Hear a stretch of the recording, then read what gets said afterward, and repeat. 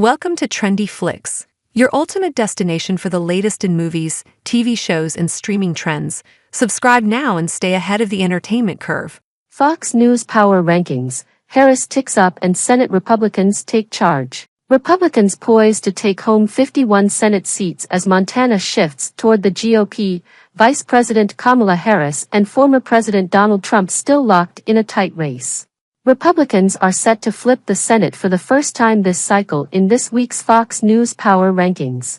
Meanwhile, Vice President Kamala Harris enjoys a small post-debate bump. 3 new toss-up races emerge in the House, and the GOP loses ground on the governor's map. 2 weeks after their first debate, Harris is up a point and former President Donald Trump is down the same in an average of high-quality polls.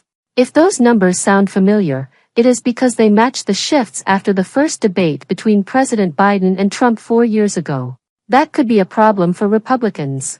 In 2020, Trump did not narrow the polling gap that the first debate created until a stronger showing in the second. As of today, Harris and Trump have not agreed on terms for a rematch.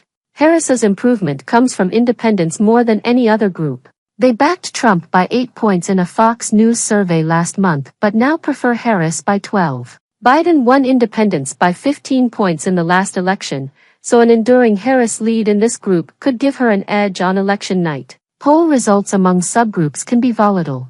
The same post-debate poll has Trump down 2 points among all voters, leaving the former president at 48% and Harris at 50%. A spread like that on election night gives Trump an electoral college advantage. Further slippage in support for the former president would change that math. Republicans have enjoyed a head start in the Senate from the beginning of this cycle.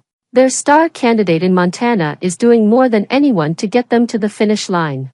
The latest forecast predicts Republicans will take at least 51 seats on election night, while Democrats are expected to take at least 47.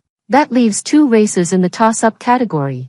Montana moves out of that category this week. This state has been represented for nearly 2 decades by Democratic Senator Jon Tester, one of the last rural Democrats, who has leaned on his farming background and gun rights advocacy to exceed expectations in 3 elections.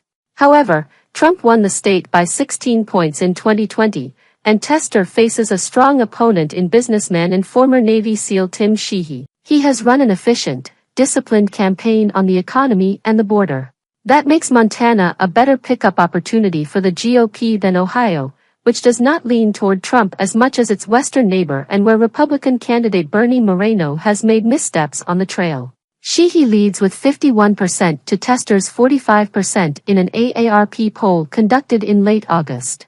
The incumbent Democrat is ahead among independents, but that is not enough to overcome this conservative electorate. Sitting among the peaks that shape Montana's landscape is a mountain of cash. Over $121 million has been spent by the campaigns and outside groups so far, according to Open Secrets, with at least $100 million more in reserved spending. That is an extraordinary sum for a race that isn't competitive at the presidential level and equates to more than $150 per registered voter. That is what keeps this race tight. Tester has more than 3 times as much cash on hand as Sheehy, giving the Democrats spending money for local advertising and get-out-the-vote efforts.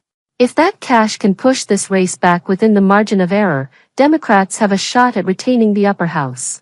The House is still a toss-up in the latest forecast. In fact, with 3 more races joining that category, it is less clear than ever which direction the lower chamber will take. California's 45th district. President Biden won this southern